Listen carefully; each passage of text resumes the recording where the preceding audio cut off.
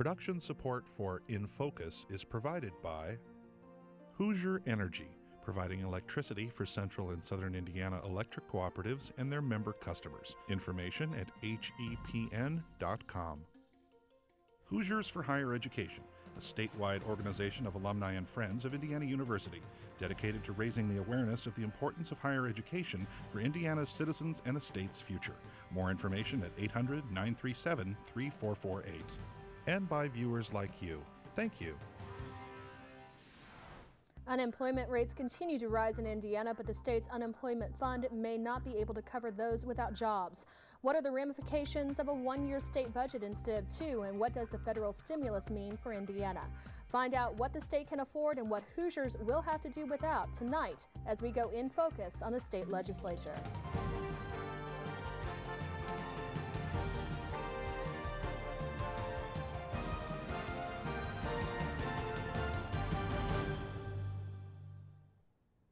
Hi, I'm Ann Shea, and we welcome our WTIU viewers and WFIU listeners to the show.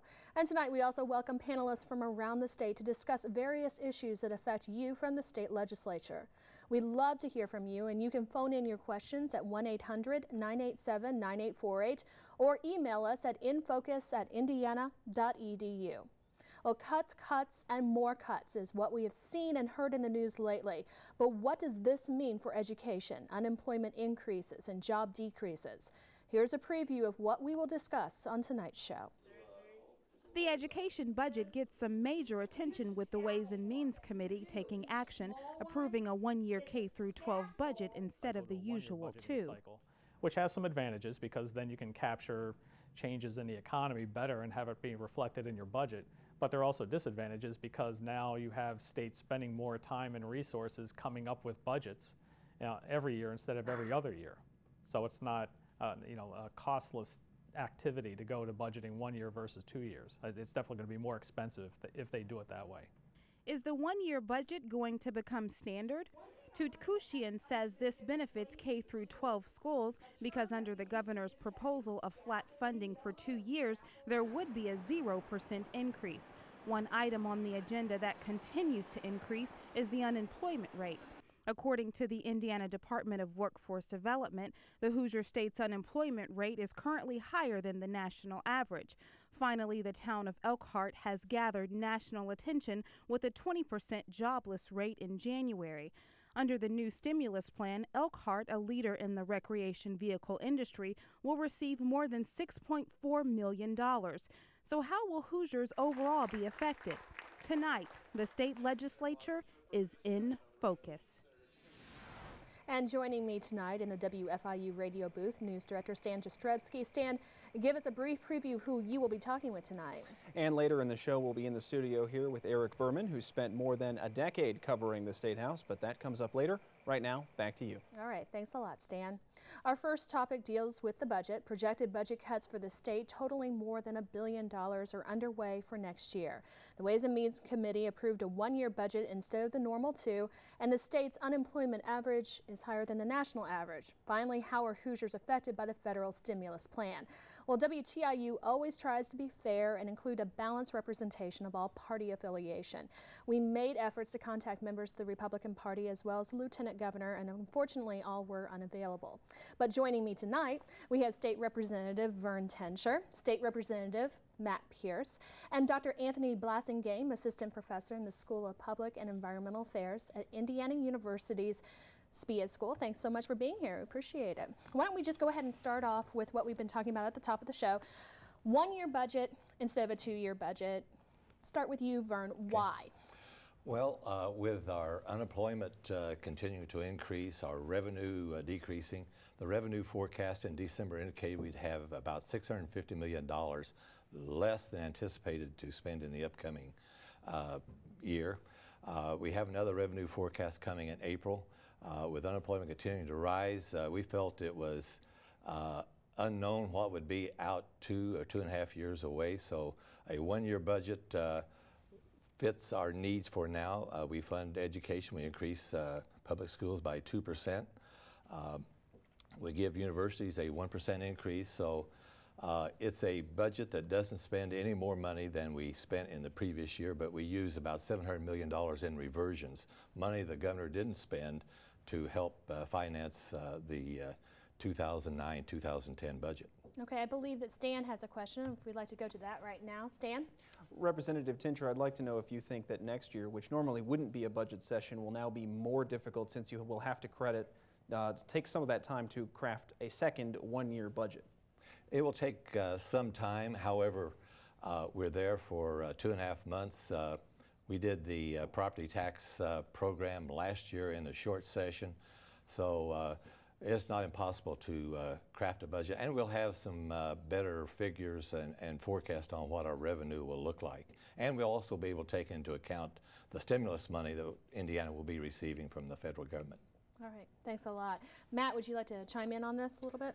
Yeah, well, I'd say that there was a time when the legislature often did a supplemental budget in a short session, so there's definitely some history there. But I think the key thing is this economy has been so topsy-turvy, it's been very difficult to know what's going to happen next. And so we can have a little bit of confidence in some of the projections for the next year, but to go out 2 years is really, you're just guessing. And so we thought it made more sense to do the best we can, which is difficult enough on the 1 year, and we can come back, we'll have a much better idea with what we're dealing with for the second year. And Dr. Anthony Blasingame, why don't you kind of chime in there on, from a policy point of view, what kind of lasting effects could this have? Lasting effects, I don't think any. Okay. I agree with what I've heard so far, that it allows some flexibility. You can see what's happening with revenues in particular, and hopefully in a short session you could come up with a budget that would take care of the needs of education and the rest of the needs of the state. Okay, let's turn our attention to education funding if we could, because we talked about that as well at the top of the show. Vern, why don't you start off and say, why were some of the decisions made in the House with education funding made? The governor recommended flatlining public schools. However, he had about $180 million teacher pension expenditure in there that deducted money from public schools. A flatlining, a zero increase means a cut for public schools because they have to do increments for teachers and utilities, insurance, and those things rise. The House version of the formula provides for a 2% increase overall and guarantees that no school corporation will receive less dollars than they are currently receiving in 2009. So that at least protects everybody from a disastrous funding formula that takes dollars away from them and really forces them to reduce the teaching force. Okay, Matt? Well, it's a matter of setting priorities. I was kind of surprised when I saw the governor in his budget proposal wanted to flatline schools. At the same time, he had a significant increase for prisons. He wanted to expand the prison system. And I think that really the long-term economic growth of Indiana's economy depends upon a trained workforce. And so you have to invest in education if you're going to make that happen. And if you cut education for a year or two or programs can't go forward, the students that are in school now lose that and they don't really catch up. So you're depriving students pretty much forever from getting the kinds of education you want them to have. All right, did you want to say something about that as well? I agree with what I just heard. And, so no. I mean, it's a good idea, obviously, to fund education versus prisons, that kind of thing. You have to play equal balance there, or what? If I were choosing, I'd choose education. I do think if you reduce or allow education funding to lag behind, you do lose. Students will fall behind, and it's difficult to try to bring that back into line later. So I wouldn't want to prioritize prisons over education, certainly not. Okay, talking about higher education, funding for higher education, that kind of thing. Basically, ISU, and I wanted you to talk about that a little bit, Vern. ISU in Terre Haute is getting some help now, correct? Yes. What happened with that? Well, they want to do it on full-time equivalent student and some other factors, factors that really hurt Indiana State University over the larger institutions. We provide a 1% increase in the budget, which will help all of the state institutions, and we allow about $750 million in capital projects, and the governor wanted no capital projects. Buildings means jobs for our university communities. Very interesting. All right, well, it's time to transition into our next segment. Let's go to Stan in the radio booth. Stan? Thanks, Ann. I'm here with Eric Berman, longtime State House reporter for WIBC. Thanks for being here. My pleasure. So maybe the phrase I've seen most in news stories this year is bankrupt unemployment insurance fund. Tell me, let's start with what is the unemployment insurance fund so that people know, and what does it mean that there's no money left in it? Well, what it is when you get an unemployment check, when you lose your job and go down to the Work One Center and get a check, that's the fund that money is coming out of. It's funded by a payroll tax on employers. They pay a percentage of the payroll that they have.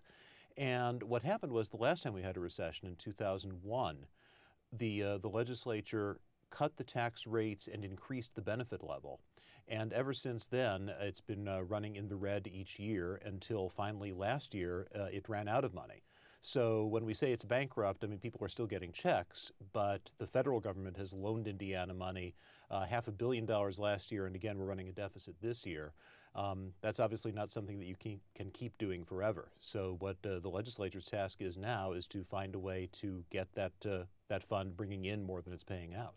It's just one of a number of things that don't seem to be getting the funding that they thought they would get, or that the funding has changed. Property taxes are another good example, and there was a big change in what the House wants to do with property taxes this week as well that Representative Crawford authored. Right, there's the property tax caps which were passed last year, and of course one of the debates in the first half of the session was whether to put those in the Constitution. It seems clear there will not be a vote on that this year. That's going to be a debate in the 2010 legislature.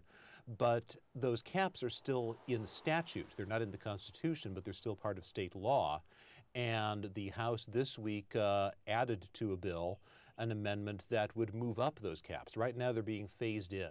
These are the famous 1, 2, 3 caps. 1% of the value of a home is the most you can be taxed, 2% on farmland, I believe 3% on business and industrial property. That's being phased in. It's 1.5%, 2.5%, 3.5% this year. That amendment would speed that up and go directly to 1, 2, 3 this year. And a lot of city and county governments are saying, wait, what? Well, and Representative Bosma has said this is nothing but a partisan trick. I mean, he's saying that basically Democrats are trying to take away emphasis on the fact that there's not going to be a vote this year on making those constitutional. Well, I'll let others judge the motivations, but Representative Bosma is exactly right on one point. There's certain to be, if there haven't already been, press releases going out saying Representative X votes for property tax relief for homeowners. That's certainly something that vote does. And the second thing that happens is this apparently is a non-starter. Luke Kenley, the chairman of the Senate Appropriations Committee, has said, no, don't think this is a good idea. That's going to come out in conference committee. So it's a vote that will end up having more symbolic value than real value. And what we're hearing here from mayors of cities is that if these property tax caps do make their way into law retroactive to January, even places like Bloomington that have been relatively let off the hook so far are going to be suddenly in financial trouble. What would that, do you think, do to the legislature during a budget session when all of a sudden you have all of these municipal officials saying, hey, wait a minute, we don't like what you're doing? Well, it didn't stop them from putting the caps in the first place. I mean, a lot of those same municipal officials didn't like the circuit breakers when they were passed last year. But to take them down that extra 0.5%, which wouldn't translate necessarily to a 0.5%, but it's millions of dollars that cities and counties would be losing in various degrees, it would be a problem for them, unquestionably. Remember, the reason that the constitutional amendment is being put off until next year is, number one, it doesn't reach the voters for final approval until next year regardless. But number two, the argument from the House has been, we need that extra year to get a year of data on how these caps are affecting cities and counties. We need to see what this is doing to local government. If you speed up the caps, you're doing it to them, quote unquote, a lot faster.